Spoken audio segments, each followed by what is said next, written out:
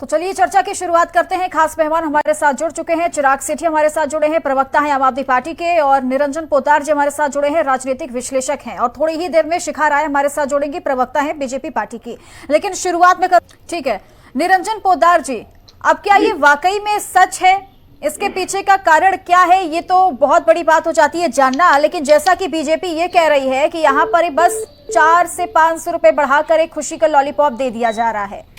ये काम तो पहले भी हो सकता था, लेकिन वाईएमसीडी में आम आदमी पार्टी नहीं थी, इसलिए ऐसा नहीं किया गया। देखिए चित्रा जी, निश्चित रूप से जो एमसीडी के कर्मचारी हैं वो कोई बहुत धनी परिवार से नहीं आते हैं। वो आप ये समझ लीजिए बहुत निम्न परिवार से आते हैं, और जिस तरीके से वो एमसीडी के अंदर काम करते हैं और उनका परिवार उसी सैलरी से, वो एक व्यक्ति जो उस सैलरी से अपना पूरा परिवार चलाता है, उसको निश्चित रूप से अगर उसको समय पे सैलरी मिलती है या उसको कुछ भत्ते में इजाफा होता है या उसकी सैलरी में कुछ इजाफा होता है, तो इस कार्य के लिए निश्चित रूप से देखिए प्रशंसा के पात्र होना चाहिए। लेकिन समस्या तब उत्पन्न होती है चित्रा जी, जब आप ये मान के चलिए कि केवल और केवल घोषणाएं हों और घोषणाओं के अंदर भी एक लॉलीपॉप जैसे दिखाया जाए और लॉलीपॉप दिखा करके आदमी के वो ढाक के 3 पात हाथ में कुछ नहीं आए। लेकिन यहाँ पे जैसे आम आदमी पार्टी ने अभी जैसे अपना ये पास किया है सदन के अंदर कि जिस तरीके से इन्होंने महंगाई भत्ता और कुछ एप्रिसिएशन करने की बात की है। चलिए मैं ये कहता हूं कि आपने चाहे 500 किया, चाहे 700 किया, चाहे 600 किया, लेकिन ये सबसे पहले तो स्वागत योग्य है। और दूसरी बात यह है कि जिस तरीके से अब एमसीडी के कर्मचारियों की बात की जा रही है, उसी तरीके से दिल्ली सरकार के अंदर कार्यरत चाहे डीटीसी के कर्मचारी हों, चाहे जल बोर्ड के कर्मचारी हों, चाहे तथा अन्य कोई भी कर्मचारी जो तीसरी श्रेणी और चौथी श्रेणी के कर्मचारी हैं, सभी की तनख्वाहें उसके अंदर मैं ये बात करूंगा, जो सिविल डिफेंस वाले जिस तरीके से उनको 4-4 महीने 6-6 महीने से अभी सैलरी नहीं मिली है और वो जो घर बैठे हुए हैं, तो कहने का तात्पर्य ये है कि इस तरीके का वजीफा और इस तरीके का एप्रिसिएशन सभी को मिले, समय पे सैलरी सभी को मिले, और इसके अंदर केवल और केवल ये घोषणाएं और बातें ना रहे तो मेरे हिसाब से प्रशंसनीय है। अन्यथा आपको पता है कि दिल्ली की राजनीति आपने देखा होगा कि जिस तरीके से एमसीडी के अंदर भारतीय जनता पार्टी थी और दोनों पार्टियों के बीच में जो रस्साकसी के बीच में ये जो निम्न स्तर के जो कर्मचारी हैं जो इसी सैलरी के बलबूते अपनी आजीविका चला रहे थे, उनका कैसे एक 2 पार्टों के बीच में पिस करके और उनके बीच में आकर के, और जिसको कहते हैं ना कि 2 सांडों की लड़ाई के अंदर और एक कमजोर मारा गया, तो उस तरीके से जो चल रहा था कहीं ना कहीं उसके अंदर देखिए सुधार की अगर कोई गुंजाइश है तो निश्चित रूप से प्रशंसनीय होनी चाहिए मेरे हिसाब से। ठीक है, लॉलीपॉप थमा दिया फिर।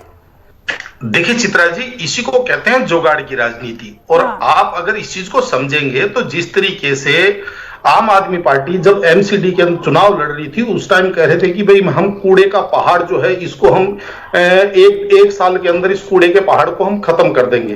और आज जैसे हम दिल्ली के निवासी और हम देखते हैं दिल्ली की जितनी भी पीडब्ल्यूडी की जो सड़कें हैं, उन सड़कों के किनारे आप देखेंगे तो किस तरीके से कचरा डाला जा रहा है। और आप ये मान के चलिए कि कई जगह तो ऐसा है कि पूरा का पूरा एक डलाव घर बना दिया गया है। तो कहने का तात्पर्य ये वो कचरा अब वो कचरा वहां जो प्रस्तावित डलाव घर है वहां नहीं जा रहा, तो कूड़े के पहाड़ तो अपने आप कम होंगे। तो इसका मतलब क्या हुआ? वो जुगाड़ की राजनीति। और रही बात ये जो कह रहे हैं कि एमसीडी, आज एमसीडी के अंदर आम आदमी पार्टी की सरकार बने हुए लगभग समझ लीजिए 1 साल होने को आया है, और अभी ये कह रहे हैं तो एमसीडी के कर्मचारियों के धरने प्रदर्शन तो अभी भी हुए हैं, इस दौरान भी हुए हैं। अगर उनको समय पे उनको सैलरी मिली है चित्रा जी, तो फिर उनके मेरे हिसाब से उनके घर के अंदर जो दीपक नहीं जले वो क्यों नहीं जले, आप ये बताइए। दूसरी बात और सबसे बड़ी बात क्या है कि अब आपने वजीफा या यूं कहें कि वेतन महंगाई भत्ता तो आपने कर दिया, लेकिन इसका आपने समय सीमा जो रखी है वो अप्रैल के बाद की रखी है। तो भाई अगर आप दीपावली का तोहफा दे रहे थे तो वो दीपावली से पहले घोषित करते, दीपावली के ऊपर मिलना चालू हो जाना चाहिए। तो कहने का तात्पर्य ये है कि अगर ये वास्तव में मिलता है तो निश्चित रूप से प्रशंसनीय है। लेकिन अगर केवल और केवल आप ये मान के चलिए जुगाड़ की राजनीति होती है कि भाई करते हुए दिखे, करे या नहीं करे वो अलग बात है। तो ये यहां जाकर के लोगों को एक द्विवा स्वप्न होते हैं, आदमी उस स्वप्न के अंदर जीता रहता है और खुश होता रहता है, लेकिन वास्तव में पल्ले उसके कुछ नहीं पड़ता। अगर ऐसी चीज है तो आप ये मान के चलिए, मेरे हिसाब से वही ढाक के 3 पात आपको मिलेंगे। मेरे कर्मचारियों को भरपेट उनको भोजन मिले और मेरे कर्मचारियों को भरपूर पैसा मिले, जिससे उनकी जो कार्य क्षमता है या उनकी जो वर्क इफिशियंसी है वो निकल करके आए और जनता फैसिलिटेट हो। लेकिन वास्तविकता ये है कि आप देखेंगे कि जैसे मैंने अभी पूर्व में उद्बोधन किया था कि जिस तरीके से आम आदमी पार्टी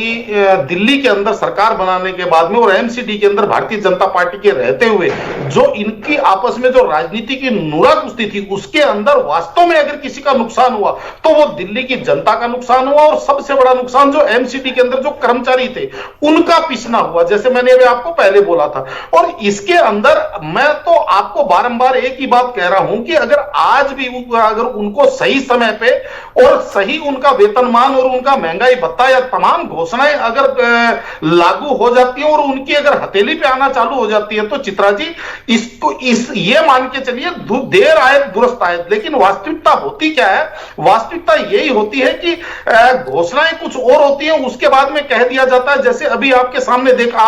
आपने सुना है कि जिस तरीके से अभी आम आदमी पार्टी के विद्वान प्रवक्ता कह रहे थे कि भाई ये हाउस में जाता है और इसकी एक लंबी प्रक्रिया होती है, और ये जब प्रक्रियाओं के अंदर जब घोषणाएं फंस के रह जाती है तो आदमी उस समय आप ये मान के चलिए केवल एक आसान्वित की दृष्टि से खाली उस चीज की प्रतीक्षा में रहता है, जिससे उसका ना पेट चलता है, ना उसका चूल्हा चलता है, ना उसका घर चलता है। मेरी बात निरंजन जी, इसीलिए तो कहते हैं ना कि ये राजनीति है और राजनीति ऐसी ही होती है। नहीं, राजनीति चित्रा जी, राजनीति का बहुत बड़ा क्षेत्र है। राजनीति करने के लिए बहुत सारे जो क्षेत्र हैं वो राजनीति करने के लिए स्वतंत्र हैं, वहां पे राजनीति होनी चाहिए। लेकिन जिसके साथ जहां पे पारिवारिक आजीविका से जब मामला जुड़ा हो, किसी की जिंदगी और मौत से जब जुड़ा हो, किसी के चूल्हे से जुड़ा हो, किसी के आटे से जुड़ा हो, तो वहां पे मेरे हिसाब से किसी भी पार्टी के द्वारा, यहां मैं ना भारतीय जनता पार्टी का नाम ले रहा हूं, ना आम आदमी पार्टी, ना कांग्रेस, किसी भी पार्टी के लिए मेरे हिसाब से वो जो राजनीति हो, उस राजनीति को मैं बहुत ही सूक्ष्म लेवल की राजनीति की संज्ञा देता हूं चित्रा जी, और किसी भी पार्टी को इस राजनीति से कम किनारा करके इतिश्री करनी चाहिए। तो ऐसा शुक्रिया आप सभी का मेरे साथ चर्चा में